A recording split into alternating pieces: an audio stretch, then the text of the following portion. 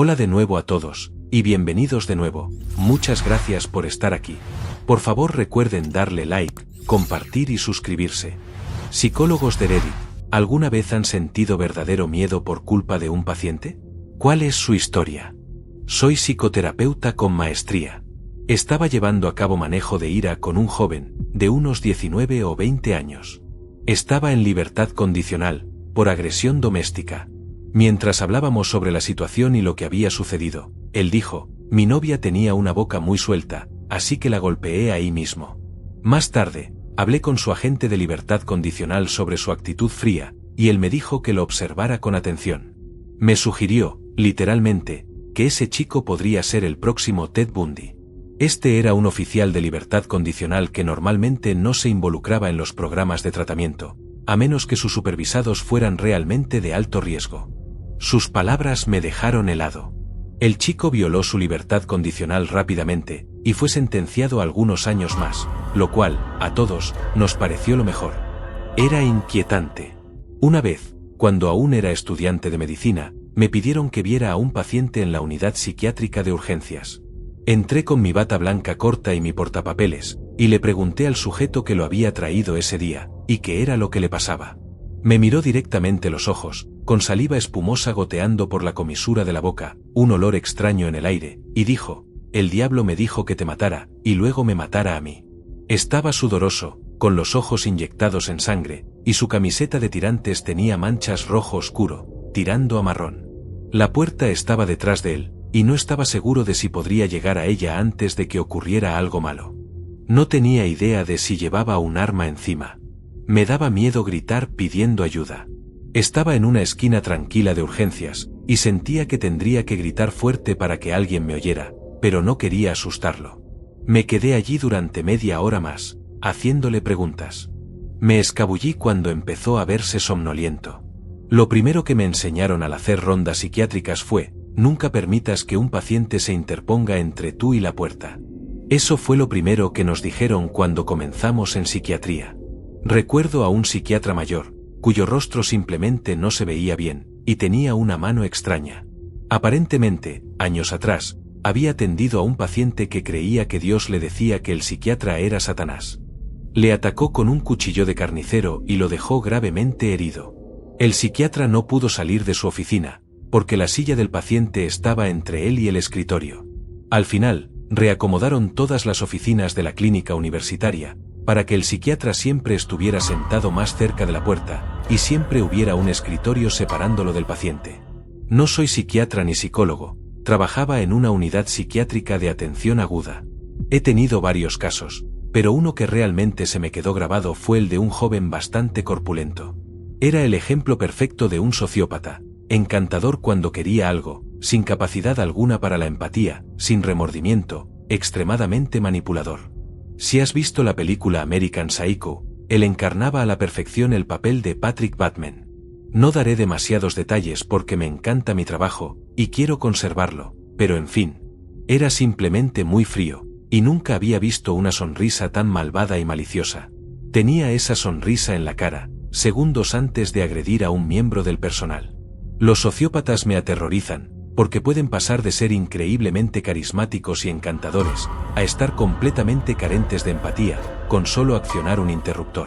Salí con uno cuando tenía 17 años, él tenía 19, estaba en la universidad, y gracias a Dios salí de eso bastante rápido. Pueden ponerse una máscara encantadora. Son verdaderamente el mal disfrazado. Trabajé en un centro de salud mental para niños durante 6 meses. Los 6 meses más tristes de mi vida. Las 3 cosas más impactantes que me sucedieron fueron: primero, un adolescente de 16 años, con esquizofrenia severa, que medía poco más de 1,5 metros y pesaba unos 40 kilos. Durante uno de sus episodios, lo ponían en una camisa de fuerza, y aún así lograba derribar al técnico masculino, que medía casi 1,90 metros y pesaba más de 100 kilos. Mientras lo hacía, hablaba con voces que sonaban casi demoníacas. Era aterrador. Segundo, una chica de 17 años, también con esquizofrenia severa, se escondía en una esquina, esperaba a que el trabajador que había elegido pasara cerca, se metía las manos en la parte delantera de sus pantalones, se llenaba las manos con sangre menstrual, y nos golpeaba la cara con ella. Me lo hizo más de una vez, y tuve que ir al hospital en más de una ocasión, durante el horario laboral, para hacerme pruebas, especialmente cuando la sangre caía cerca de nuestra boca o los ojos. Tercero, aún no soy psicóloga, pero estoy en formación como analista de conducta clínica. Trabajo en una unidad psiquiátrica pediátrica que también funciona como escuela, para acumular horas clínicas. En mi segundo día, una de mis pacientes perdió el control y empezó a lanzar bollos de canela y a disparar jarabe de arce al personal. Se necesitaron 6 policías y una pistola eléctrica para inmovilizarla. Algunas personas tenían ataques de ira y estallidos impredecibles, que podían dar miedo en ciertas ocasiones. Una vez, un esposo llevó un arma a una sesión de terapia de pareja y amenazó con matarse o matar a su esposa. Por suerte, pudimos calmar la situación, pero cosas como esas pueden terminar muy mal, y siempre hay que tener presente esa posibilidad, cuando las emociones están tan intensas. No soy psicóloga, pero vi una crisis en mi ex que me dejó paralizada de miedo. Acababa de empezar un tratamiento con medicamentos, y por alguna razón, los medicamentos reaccionaron de forma horrible en él. Principalmente tenía alucinaciones, pero a veces también se desmayaba, hacía cosas, y no recordaba nada después. Me llamaba gritando a las 3 de la mañana, y luego no recordaba ni un segundo de eso. Nada. Ya había tenido alucinaciones antes, pero con esos medicamentos, se volvieron cada vez más peligrosas. Hay un momento que nunca olvidaré. Estábamos hablando por teléfono durante uno de sus episodios, y me dijo, herví agua. Le pregunté por qué, ya que eran las 3 de la mañana, y me respondió, con una calma escalofriante, ellos me dijeron que tengo que meter la mano ahí. Fue absolutamente aterrador. Finalmente, le supliqué que fuera al hospital esa misma mañana, para pedir que le cambiaran la medicación, y a regañadientes, aceptó. Mientras estaba allí, comenzó a vomitar sangre, y tuvo que someterse a un lavado de estómago. Resulta que, durante uno de sus apagones mentales, se había tragado el frasco entero de pastillas. Soy psicóloga clínica. Antes trabajaba en una prisión, e hice una evaluación para libertad condicional de un recluso que era un alto mando en una pandilla nacional. Según él, era el de mayor rango en el estado. De hecho, lo habían trasladado a esa prisión para que mantuviera a su gente bajo control, y para que se encargara de mantener la paz. Tenía un largo historial de violencia, y en mi opinión, era un verdadero psicópata. Parte de la evaluación incluía hablar sobre el crimen, evaluar el nivel de remordimiento, y todo eso. Fue tan clínico al describir cómo torturó a un tipo y lo dejó morir por una deuda no pagada. Vives por la espada, mueres por la espada, fue la frase que usó para justificar el acto. Como si no fuera nada. También hablaba con total naturalidad sobre su capacidad para encargarse de sus asuntos, incluso desde dentro. Y le creí. Solo había pasado 18 de los últimos 15 años fuera de prisión. Mi recomendación fue que no se le otorgara la libertad condicional. Presenté varios factores en mi informe, y al final, la Junta de Libertad Condicional siguió mi recomendación. La parte que realmente me asustó, y esta fue mi primera evaluación para libertad condicional, fue ver la capacidad de este tipo para influir en el mundo exterior.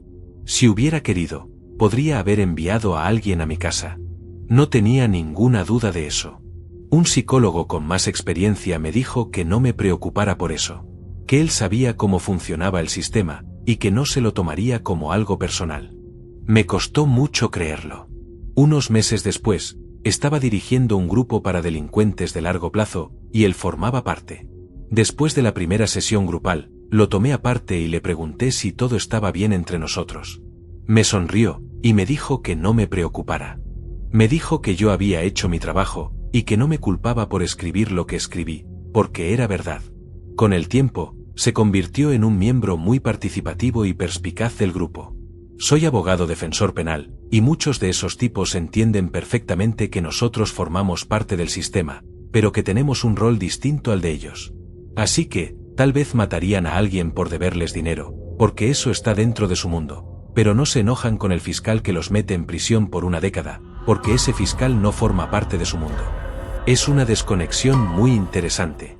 Un adolescente muy dulce, y en su mayoría ciego, estaba atravesando su primer brote psicótico, y tenía una pasión enorme por las artes marciales. Taekwondo, si mal no recuerdo. Y era realmente bueno en eso. No podía ver, y practicaba patadas constantemente. En una ocasión, sin querer, le dio una patada a una de las ventanas reforzadas a prueba de roturas, en la sala de aislamiento. Imagina una sala acolchada, pero sin el acolchado. Resulta que eran resistentes a roturas, no irrompibles. La destruyó con una sola patada. ¿Por qué recuerdo esos detalles? Porque practicaba sus patadas en todos lados, era casi ciego, y justo una vez que giró para practicar una, yo estaba doblando la esquina, y pasó a centímetros de mi cara. Sentí el impacto de la patada contra el aire, como una fuerza física golpeando mi rostro. El chico más dulce del mundo, si me hubiera golpeado, se habría horrorizado, porque me habría roto, de verdad. También, una vez me agarró del brazo, con un agarre repentino y firme, y me preguntó si quería hacer taekwondo con él. No, no quería. No soy psicóloga, pero soy profesora de educación especial. Solía trabajar en un aula especial para alumnos con trastornos de conducta, en una escuela secundaria. Tengo varias historias, pero siento que no compartiría las más emocionales por respeto a esos estudiantes. Pero a nivel de conducta, vaya. Uno de los casos más extremos fue un joven al que yo sabía que era un psicópata. Su padre estaba en prisión por abusar de su hermana menor. Vivía con su madre, que era una mujer muy amable y se preocupaba sinceramente por su desempeño escolar. Justo antes de que liberaran al padre de prisión, intentó convencer al chico de que incendiara la casa, con la intención de matar a la madre. Lo intentó. Logró destruir la casa, pero no logró matarla, y huyó. Empecé a sentir dolor en el pecho, mientras manejaba rumbo al trabajo. Tenía dificultades para conciliar el sueño por las noches, porque me la pasaba imaginando las amenazas y las intervenciones físicas del día siguiente, en las que tal vez tendría que involucrarme. Le hace cosas horribles a tu psique, cuando alguien puede insultarte, hacer acusaciones falsas solo para meterte en problemas, mentirte, humillarte y amenazarte durante meses, y tú, básicamente, no puedes defenderte, porque estás limitado por tu rol profesional. No puedes devolver el golpe, ni responderles con la misma actitud, ni mostrar enojo. Y las únicas consecuencias o privilegios que puedes aplicar o quitar, a ellos, simplemente, no les importan. Mientras tanto, tú estás dándoles todo de ti.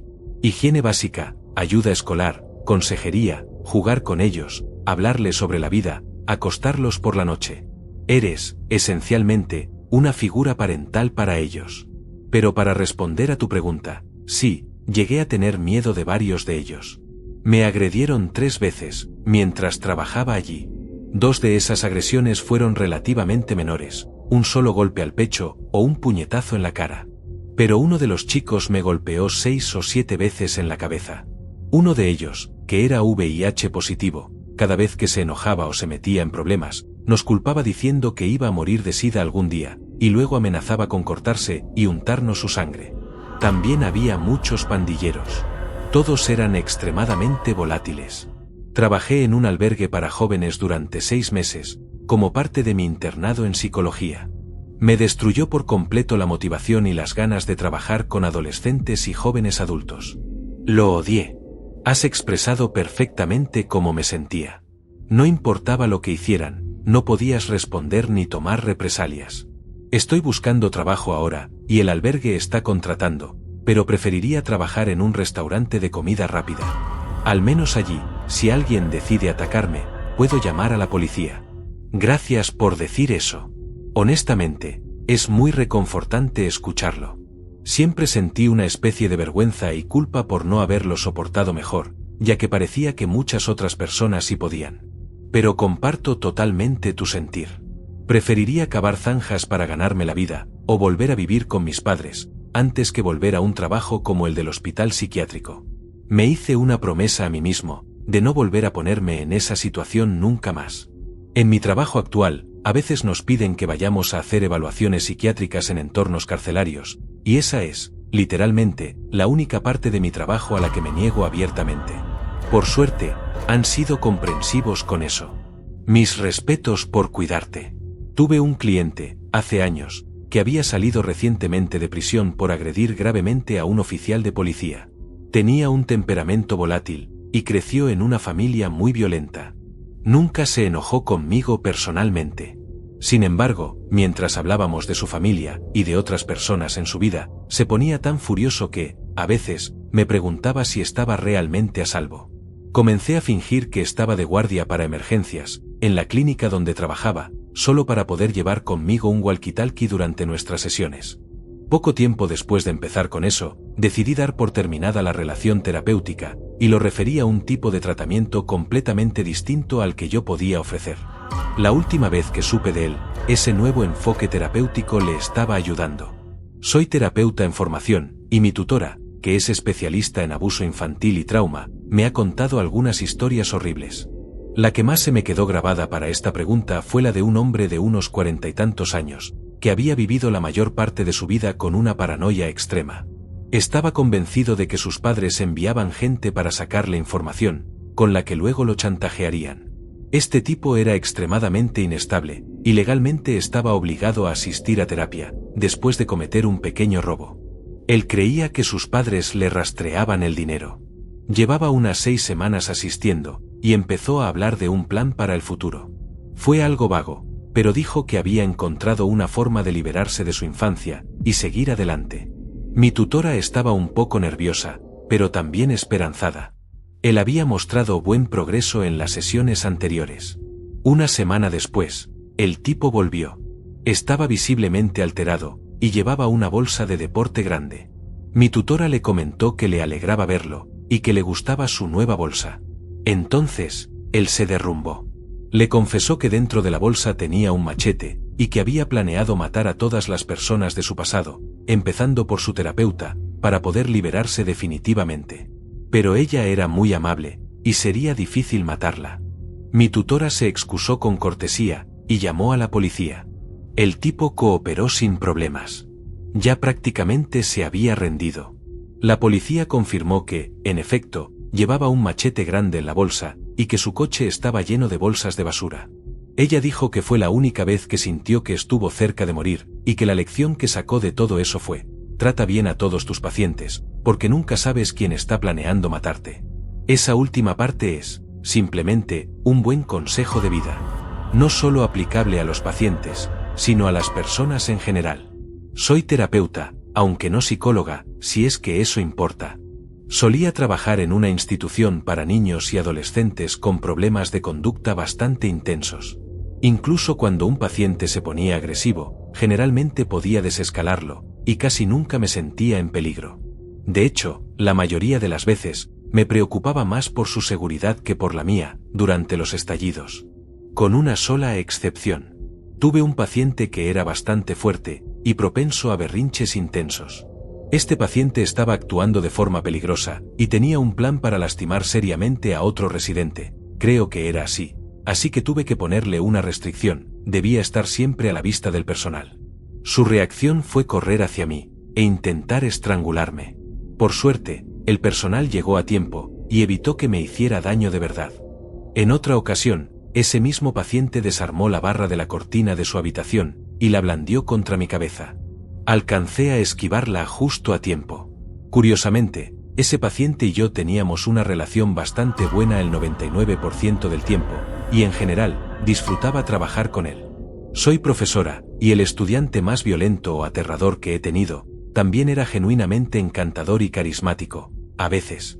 Algo que noté durante mis 7 años como adicta, es que podía ser la amiga más dulce, amable y encantadora del mundo. Y cuando eres así, normalmente todo te sale bien, porque la gente quiere que todo fluya con suavidad. ¿Por qué no habrían de hacerlo? Les traía alegría, amistad y afecto. Así que me condicioné a que todo saliera como yo quería. Pero en cuanto necesitaba algo fuera de lo normal, o las cosas no iban a mi manera, me volvía una maldita pesadilla. Y cuando eres esa personita adorable, tipo conejito tierno, el 99% del tiempo, la otra persona apenas puede creer lo que está pasando, y piensa que tal vez está malinterpretando la situación, o exagerando lo que en realidad está ocurriendo. Los seres humanos estamos jodidos. Me alegra haber salido de eso. Gracias por ser maestra. Trabajo en un hospital psiquiátrico. Tu primera experiencia con un paciente que intenta herirte gravemente o matarte, siempre es aterradora, pero, la mayoría de las veces, al menos en donde yo trabajo, es más desgarradora que aterradora. Yo era recepcionista en un hospital psiquiátrico para adolescentes, y el padre de uno de nuestros chicos llevó todas las armas que tenía, y todas las drogas que había encontrado. Solo quería mostrárselas al doctor, pero tuvo que ser escoltado fuera del lugar. Y luego, el niño atacó a su madre. No soy psicóloga, pero estuve internada en un centro de salud mental, por intentar quitarme la vida, cuando recién había cumplido los 13 años. Uno de los pacientes que estaba conmigo tenía que usar un casco todo el tiempo, porque se golpeaba la cabeza contra la pared. Cuando las enfermeras lo sujetaban, gritaba de una manera tan dolorosa de escuchar, que solo te daban ganas de acurrucarte en una esquina y ponerte a llorar. Aparentemente, también tenía antecedentes de abuso sexual, y era la razón por la que no se nos permitía a los pacientes sentarnos con las piernas abiertas. Me aterrorizaba. Guau, lo siento mucho, por todo lo que pasaste. Muchas veces, estar internado por tu propia seguridad, en realidad no es nada seguro. Espero que ahora estés en un lugar mejor. Lo estoy. Gracias. Creo que los psicólogos, en general, suelen sentir más miedo por sus pacientes que por ellos. Especialmente en Estados Unidos, hay muchas situaciones en las que los psicólogos no pueden ayudar, porque los problemas que enfrentan sus pacientes implican miedos justificados y muy reales. Aquí hay un enlace a una captura de pantalla de una publicación relacionada. También, los psicólogos muchas veces no pueden ayudar, porque la persona no puede pagar sus tarifas y, bueno, ¿qué puedes hacer? Donde yo vivo, hay algunas clínicas gratuitas donde puedes ir sin cita previa, donde terapeutas y estudiantes de psicología se ofrecen como voluntarios para ayudar cuando pueden. El problema es que hay tanta gente viviendo en pobreza, que no puede pagar atención normalmente, que esas clínicas terminan completamente saturadas. Y algunas personas, simplemente, no pueden esperar tanto tiempo en fila, porque tienen que trabajar muchas horas. Una buena amiga mía es psicóloga en una prisión muy conocida, y trata con gente realmente jodida para ganarse la vida. Digamos que Hannibal Lecter fue su inspiración para hacer lo que hace, y probablemente sea lo más parecido a Clarice que puede existir en la vida real. Normalmente, la informan con antelación sobre los casos que le asignan, lo cual incluye antecedentes judiciales, testimonios, grabaciones, etc. Ha escuchado grabaciones de asesinatos y otras cosas perturbadoras. Es dura como una roca, y creo que ama psicoanalizar a psicópatas peligrosos. Pero hubo una vez que la tuvieron que sacar de un caso, porque se sintió demasiado incómoda, alterada y amenazada por uno de sus pacientes. Aparentemente, ese tipo era un violador en serie o un asesino. Ella no podía dar muchos detalles, pero tenía un perfil de víctima, y ella encajaba en ese perfil. Empezó a comportarse de forma extraña con ella, tratando de conversar y conocerla más. Le escribía cartas, le hacía dibujos, y trataba de darle regalitos y objetos personales. Todas esas eran cosas que él hacía con sus víctimas, al menos dentro de lo que podía, dadas las circunstancias. Ella estaba tan afectada y perturbada por la atención especial que le daba, que incluso empezó a sentir miedo en el supermercado, y a sentirse insegura en su propia casa por las noches.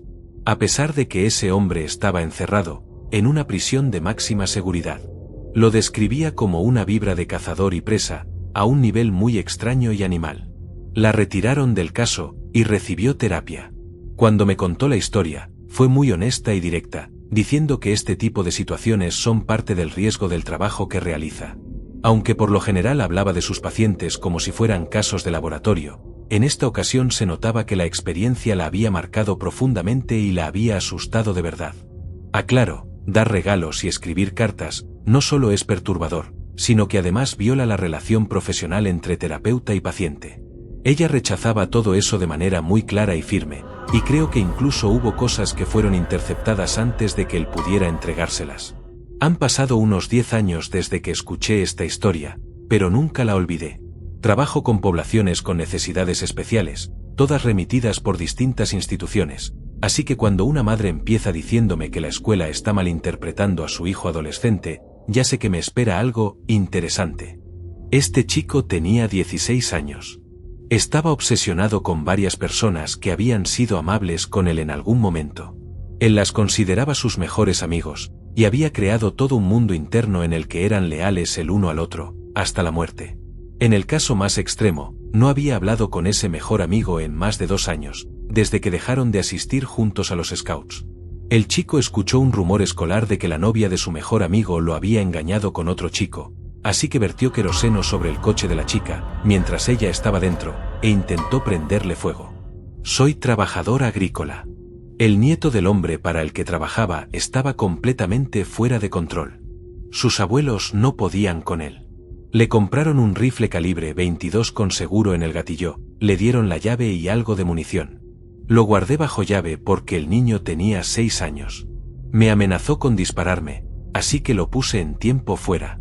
Se cagó en el piso, y se rió como un maniático. Más tarde descubrí que el arma era de su hermana, no de él, porque unas horas después salió con su propio rifle, sin seguro, con el cerrojo puesto y munición en el bolsillo, para matarme, por haberle quitado el arma a su hermana. Todos los días tenía que lidiar con algo así.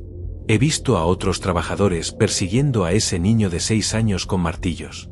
Estaba completamente trastornado. Tengo muchas historias de ese año. Una vez, le advertí que dejara de jugar sobre el techo de un tractor, que se iba a lastimar, y que yo no estaba ahí para cuidar esas tonterías. Empezó a bajar, y de repente se dejó caer a propósito. Cayó de estómago sobre la parte trasera del tractor, debió dolerle muchísimo. Lloró unos 20 segundos, luego se echó a reír. Probablemente se rompió las costillas. Vi moretones enormes en su estómago cuando se levantó la camiseta para ver si tenía heridas. Lo vi matar pollitos. Primero decía que eran adorables, los acariciaba, y luego los aplastaba con el pie. Torturaba al perro de la granja, hasta el punto en que el animal gruñía cada vez que él se acercaba. En una ocasión, tuve que evitar que el perro lo matara. Lo tenía agarrado por la nuca, apretando con la mandíbula. El niño estaba llorando, y de repente empezó a reírse como un loco. No puedo explicar con palabras toda la frustración que provocaba. Me daba miedo, y eso que trabajaba en una granja donde los toros negros Angus, grandes y agresivos, eran cosa de todos los días. Todo el mundo lo odiaba, y me siento aliviado de no tener que estar cerca de él nunca más. Se los mando a ustedes, psicólogos.